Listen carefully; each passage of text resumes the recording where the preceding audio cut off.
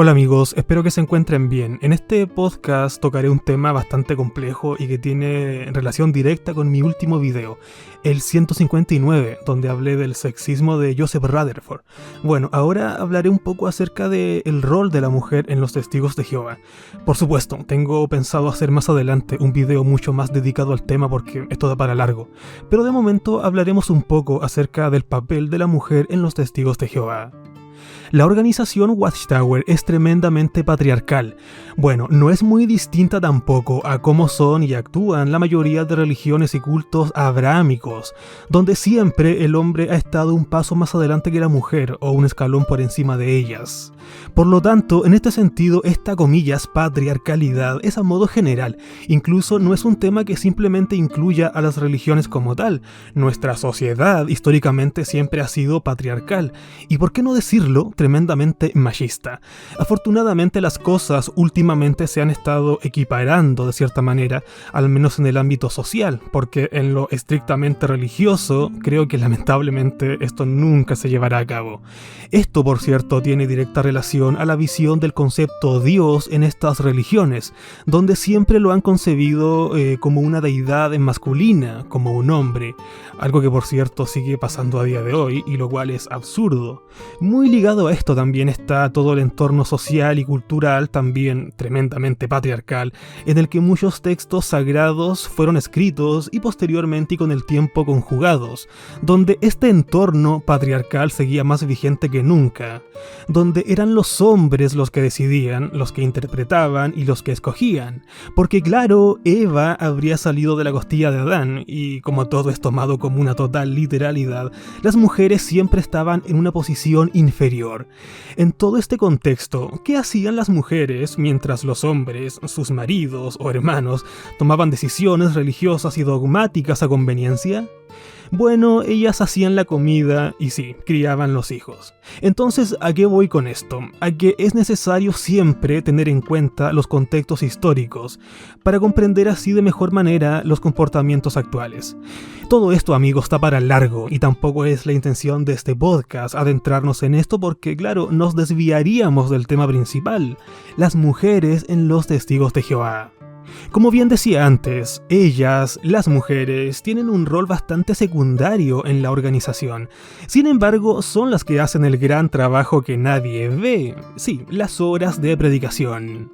Son las mujeres testigos de Jehová las que principalmente salen a predicar durante la semana. Por ahí, claro, los fines de semana, los esposos de estas y los hijos también salen. Claro, los esposos tienen que trabajar en la semana y los hijos van al colegio. Por eso son las hermanas dueñas de casa a las que constantemente se les ve por las calles o en los carritos, y las que a la larga suman y suman horas de predicación para su organización. Por ahí todo esto pasa completamente desapercibido y quizás el único, comillas, reconocimiento de parte de la organización es tratarlas como un ejército grande, un título bonito y punto. Ahora bien, si hablamos de, comillas, otra vez, privilegios en la organización, creo que, simplemente no hay punto de comparación entre un hombre y una mujer. El hombre literalmente está en todos los espectros de la organización, desde lo más bajo de la pirámide, como puede ser un publicador no bautizado, hasta la cima de esta, un miembro del cuerpo gobernante. El hombre ocupa cada uno de los espacios o puestos disponibles en los testigos de Jehová. El hombre es quien preside, quien conduce, quien guía, quien interpreta, quien reinterpreta. La mujer, bueno, ella lo acompaña, ella lo apoya, ella lo contiene, pero nada más. El máximo puesto de responsabilidad que una mujer puede llegar a tener en los testigos, si hablamos a nivel de congregación, son básicamente dos: ser precursora regular o ser esposa de anciano. Ahora bien, si eres ambas cosas, ya eres lo máximo. El hombre en la congregación en tanto también puede ser precursor regular, pero también puede ser siervo ministerial o anciano. Y ahí no acaba, porque podría ser elegido para ser superintendente de circuito o es más, de distrito. Pero ahí no acaba, porque podría ser elegido para ser quizás el representante de alguna sede Betel en algún país. Entonces el hombre siempre puede escalar y aspirar a más y a más y a más. La mujer en tanto podría eventualmente ser la esposa de un superintendente, pero siempre como complemento, básicamente como una ensalada. Por ahí es posible que alguna que otra mujer ocupe algún puesto de responsabilidad importante en alguna sucursal o en Warwick, algún puesto administrativo, quizás la secretaria de o la ayudante de, pero siempre estará a las sombras de los hombres. En mi video número 114 conté mi experiencia conociendo a una hermana que decía ser ungida. En este caso a ella se le respetaba mucho y recuerdo que era muy admirada por todos, pero claro, esa grandilocuencia llegaba hasta allí, porque a pesar de ella definirse como ungida, es decir, ser parte de los supuestos hermanos de Cristo o los 144.000, ella no ocupaba ningún tipo de privilegio mayor en la congregación. Más allá, por supuesto, de este título de ungida, también de ser precursora regular y esposa de superintendente, pero fuera de eso, ella pasaba completamente desapercibida. Ahora bien, el tema de los llamados privilegios en la interna de la congregación también es llamativo. Porque, ¿quién era el que conducía la reunión? Sí, un hombre. ¿Quién era el que daba los discursos públicos? Un hombre. ¿Quién era el conductor de la atalaya? Un hombre. ¿Quién era el lector de la atalaya? Un hombre. ¿Quién conducía la escuela del ministerio teocrático? Un hombre. ¿Quién daba discursos largos? El hombre. ¿Quién ponía la música en el salón? El hombre. ¿Quién era el encargado de literatura? Un hombre. ¿Quién era el encargado de cuentas? Un hombre. ¿Quién pasaba los micrófonos? Los hombres. ¿Quiénes eran los acomodadores? Los hombres. El cuerpo de ancianos estaba compuesto por hombres. Los comités judiciales estaban compuestos por hombres. El secretario de la congregación era un hombre. Quienes oraban eran los hombres. Entonces toda la dinámica de la congregación como tal estaba sostenida en los hombres. Las mujeres, pues el único espacio que tenían era un pequeño discursillo de menos de 5 minutos en la plataforma, donde por supuesto no usaban el atril, más bien hacían su pequeña presentación a un costado de este, porque sí, eran dos.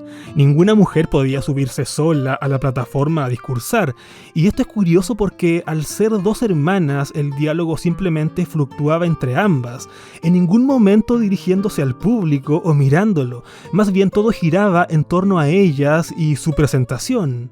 No existía interacción de ellas con el auditorio, el contacto visual también se daba solo entre ellas. Y esto era en el salón, porque ni hablar de una mujer discursando en una asamblea, no, imposible. Estas, por supuesto, también giran en torno a los hombres. Claro, algunas mujeres por ahí podían ser entrevistadas, pero más allá de eso, no, más allá de ahí no pasan.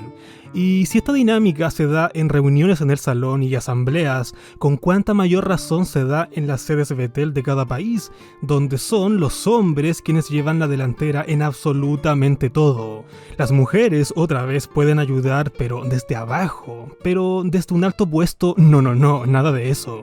Y bien, si esto es así en las sucursales Betel, ¿con cuánta mayor razón lo será en la sede mundial, en Warwick, donde la cúpula está literalmente plagada de hombres, no solo los 9 actuales hombres del cuerpo gobernante, sino que todos sus ayudantes, por supuesto, todos hombres. Las decisiones e interpretaciones que luego son expuestas como la verdad a 8 millones de personas son tomadas aquí exclusivamente por hombres. Las mujeres en este aspecto no tienen ningún tipo de cabida. Aquí no está de más mencionar que probablemente las mujeres testigos con más reconocimiento en el grupo sean precisamente las esposas de los hombres del cuerpo gobernante.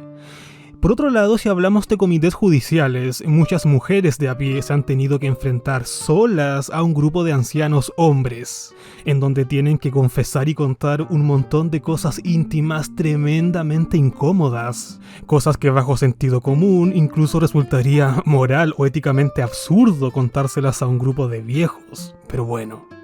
Las hermanas de a pie puede que el único espacio donde se podrían sentir más, comillas y muchas comillas, empoderadas, era cuando salían a predicar y no llegaba ningún hombre a presidir la reunión de predicación. Recién en ese caso, una de ellas podía tomar el mando y dirigir a las demás. Generalmente era la precursora. Aquí también está la costumbre de ponerse un trapo en la cabeza en señal de sumisión, y puntualmente no recuerdo bien si este se ponía en todo momento o solo lo hacía la hermana para orar, o solo lo hacía si había un menor de edad hombre presente. La verdad no recuerdo bien eso, porque también era bastante interpretativo. Así es que amigos, si alguien lo tiene más o menos claro, que lo explique en los comentarios, estaría muy agradecido de eso. Pero de todos modos, estos casos en los que las hermanas conducían la pequeña reunión de predicación eran muy pero que muy puntuales, generalmente eran los hombres. Otro ámbito en los que las hermanas tenían voz era a la hora de conducir estudios bíblicos a mundanos. En mi experiencia personal recuerdo que en el salón habían hermanas mujeres brillantes, tremendamente inteligentes, que daban por ejemplo comentarios, ya sea en las atalayas o cualquier otra reunión, comentarios muy bien elaborados, con mucha expertise de fondo, con mucha preparación, hermanitas que se expresaban muy correctamente, con un potencial tremendo. Pero claro, todo quedaba allí en ese comentario irrelevante de alguna atalaya. Hermanas que a lo máximo que podían aspirar era a convertirse en la esposa de, o llevar el apellido de, o ser precursora regular, o ir a trabajar gratis a Betel. Caso contrario a los hombres, donde recuerdo perfectamente también ancianos de congregación sin ningún ápice de maestros, ancianos con una falta de preparación apoteósica, y que solo estaban allí en ese puesto porque no había nadie más, no habían más hombres, o más hombres maduros en la congregación. O simplemente esta congregación era pequeña y tenía que haber un anciano y claro, ponían al hombre de turno que había. Podías ser la mujer más inteligente de la congre, pero estabas destinada a convertirse en el complemento de. O podía ser un hombre normal, con una educación incluso incompleta, una primaria incompleta, con mala ortografía, mala redacción o lo que sea, y perfectamente podías convertirte en anciano, dirigiendo ahora a toda una congregación.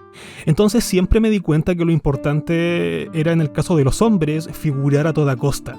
Esto no corría para las mujeres. En el caso de ellas, daba lo mismo su potencial como ser humano, ya que este nunca sería tomado en cuenta. Más adelante amigos, tengo la intención de hacer un video mucho más profundo e investigativo en cuanto al tema. Por un lado, hablar de la mujer en los testigos de Jehová, pero bajo el paradigma de la propia literatura de la organización y la misma historia de esta. Y por otro lado, poder hablar acerca de las religiones y este arquetipo masculino totalmente humanizado al que llaman Dios, lo cual guarda un trasfondo muy potente. Es de esos temas que generan bastante escozor en muchos, pero lo considero de vital importancia. Hasta aquí este podcast amigos, gracias por escuchar y cuestionenlo todo. Adiós.